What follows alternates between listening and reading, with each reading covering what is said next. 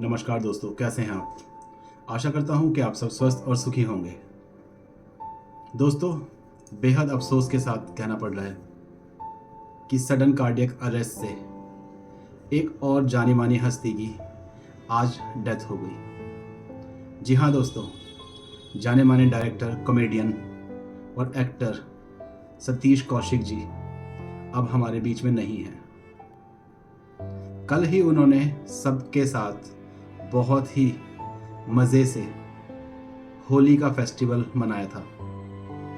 रात को ठीक ठाक सोए और सुबह के टाइम जब अपनी गाड़ी में वो जा रहे थे तो अचानक से उनको सडन कार्डियक अरेस्ट हुआ, जिसके बाद उन्हें हॉस्पिटल में एडमिट कराया गया, जहां पर उनकी मौत हो गई। दोस्तों, आखिर ऐसा क्यों हो रहा है?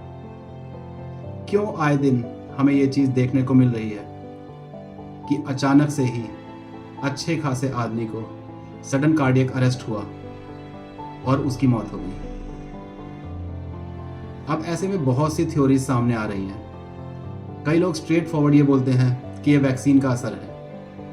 अब से कुछ समय पहले ही एक बहुत ही जिम्मेदार चैनल पर एक यूके बेस्ड कार्डियोलॉजिस्ट ने ये बोल दिया था कि भारत में जितनी भी डेथ्स इस पर्टिकुलर टाइम पे सडन कार्डियक अरेस्ट से हो रही हैं, उनके पीछे कहीं ना कहीं एक पर्टिकुलर वैक्सीन का नाम लेकर उन्होंने कहा कि वो कोविड की वैक्सीन रिस्पॉन्सिबल है।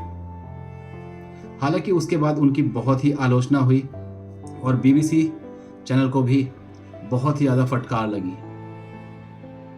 लेकिन दोस्तों, इन सब बातों के बावजूद एक सवाल जो डेफिनेटली उठ रहा है वो ये कि आखिर कोरोना वायरस के बाद अचानक से कार्डियक अरेस्ट से डेथ्स क्यों हो रही हैं। इसमें हमें कुछ चीज़ों पर ज़रूर गौर करना पड़ेगा, जिनको लेकर डेफिनेटली हमें अपने लाइफस्टाइल में कुछ चेंजेस करने पड़ेंगे, जिसके बाद शायद ये जो सिलसिला है सडन कार्डियक अरेस्ट का, वो शायद काफ़ी हद तक थम जाए। दोस्तों, ये तो हम सभी जानते हैं कि पिछले 2.5 साल 3 साल कोविड के दौरान हम लोगों ने किस तरीके से बिताए। वो लोग जो फिजिकली एक्टिव वर्क करते थे, उनका भी अचानक से वर्कआउट बिल्कुल बंद हो गया। जिम्स वगैरह बंद हो गए, पार्क में आना जाना बंद हो गया, ऑफिस जाना बंद हो गया। यानी कि अगर जो देखा जाए तो सारी की सारी फिजिकल एक्टिविटी जो कि एक अच्छी सेहत के लिए बेहद ज़रूरी है, वो सारी की सारी बंद हो गई।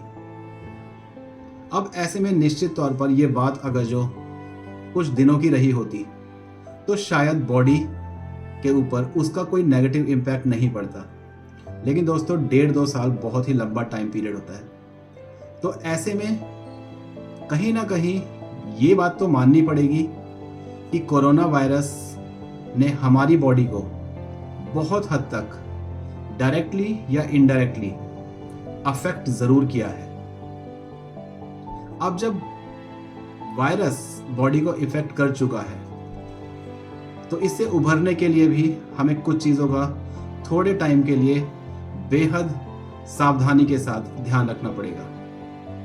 सबसे पहली चीज़ तो ये, मैं उन सभी लोगों को जो कि जिन्होंने दोबारा से जिम करना स्टार्ट किया है, उनको बोलूँगा कि आप कोविड से पहले जितना वर्कआउट करते थे, अचानक से एकदम से, क्योंकि बहुत लंबे टाइम के बाद आप वर्कआउट स्टार्ट कर रहे हैं, तो बॉडी को वो आदत नहीं रही है। कोशिश ये कीजिएगा कि अपने वर्कआउट को धीरे धीरे ग्रेजुअली बढ़ाइएगा। आप ये मान के चलिए कि आपको जस्ट उसी तरह से स्टार्ट करना है जिस तरीके से आप जिम में पहले दिन गए थे। अदरवाइज आप अगर जो ये सोचेंगे कि जहाँ से हमने छोड़ा था 1 साल 1.5 साल के बाद दोबारा से अगर जो उतने ही वर्कआउट पे आप जा रहे हैं, तो कहीं ना कहीं आपकी बॉडी के ऊपर एक नेगेटिव इफेक्ट ज़रूर पड़ेगा। इसके अलावा जहाँ तक खान पान की बात है, तो हमें कम से कम अगले 8-10 महीने के लिए या 1 साल तक बहुत ही संयमित खाना खाना चाहिए, जिसमें मिनिमम ऑफ ऑयल हो, मिनिमम ऑफ फैट हो और मैक्सिमम एनर्जी गिविंग चीज़ें हों। कोशिश कीजिए कि आप चाहे कितना भी बिजी स्केड्यूल है, आप टाइमली खाना खाएं और घर का पका खाना खाएं। थोड़े टाइम के लिए भूल जाइए कि आप जंक फूड्स के आदी थे। कोशिश कीजिए कि आप जंक फूड से, कोल्ड ड्रिंक से या इसके अलावा चिप्स वगैरह उनसे जितना दूर रहें। कारण क्या है कि हमें अपनी बॉडी को वापस से रिवाइव करना है। अदरवाइज ये सडन कार्डियक अरेस्ट के केसेस ऐसे ही आते रहेंगे और हम कभी वैक्सीन को या कभी किसी और दूसरी चीज़ को ब्लेम करते रहेंगे। हमें ब्लेम अगर जो करना है तो अपने आप को करना है, क्योंकि कहीं ना कहीं आजकल के टाइम में हम सब लोगों ने हेल्थ को एक प्रायोरिटी बेसिस जो होना चाहिए था उसको हमने सेकेंडरी चीज़ बना दिया है। आज के टाइम में फेसबुक पे, व्हाट्सएप पे या फिर दूसरी सोशल साइट्स पे हेल्थ टॉपिक्स सबसे कम देखे जाने वाले टॉपिक्स में से बन के रह गया। वजह क्या है?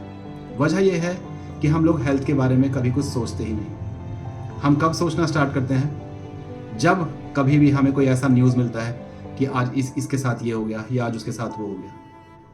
दोस्तों, एक समझदार इंसान वही है जो कि टाइम रहते इन सब बातों को समझ जाए।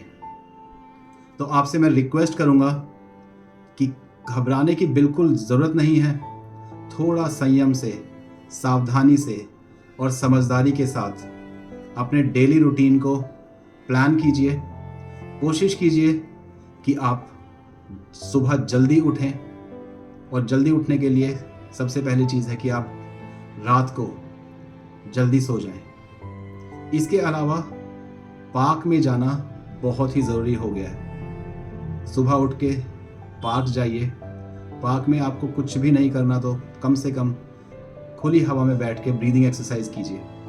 वॉक हमारे हार्ट के लिए सबसे बेहद इम्पॉर्टेंट और सबसे इफ़ेक्टिव एक्सरसाइज है। तो कोशिश कीजिए कि आधे से पौना घंटा या फिर 1 घंटा आप वॉक करें। इसके अलावा टाइमली खाना खाने की आदत डालिए। आपको ब्रेकफास्ट टाइमली करना है, लंच टाइमली करना है, डिनर टाइमली करना है, और रात के टाइम जितना जल्दी हो सके सोने के लिए चले जाइए। साथ ही साथ मैं आपसे रिक्वेस्ट करूँगा कि मोबाइल से जितना ज़्यादा दूरी बना के रखेंगे उतना आपका दिमाग ठीक रहेगा, उतना आपका बीपी ठीक रहेगा और उतना आपका हार्ट ठीक रहेगा। कोरोना वायरस हमें एक सबक दे के गया है। हमें उस सबक को सीखना है और अपने आप को इस तरीके से हेल्दी रखना है कि आने वाले समय में ये सडन कार्डियक अरेस्ट हमारे बीच से बिल्कुल ही चला जाए और कोई भी अनटाइमली डेथ ना हो। आशा करता हूं कि वीडियो में दी गई जानकारी आपको अच्छी लगी होगी। अगर वीडियो में दी गई जानकारी फ़ायदेमंद लगी हो तो मेरी आपसे रिक्वेस्ट है कि इसे अपने फ्रेंड्स, अपने फैमिली मेम्बर्स और अपने रिलेटिव्स के साथ ज़रूर शेयर कीजिएगा। और अगर आप मेरे चैनल पर नए हैं तो मेरे चैनल को सब्सक्राइब करके मेरी हौसला अफजाई करें। Thank you so much.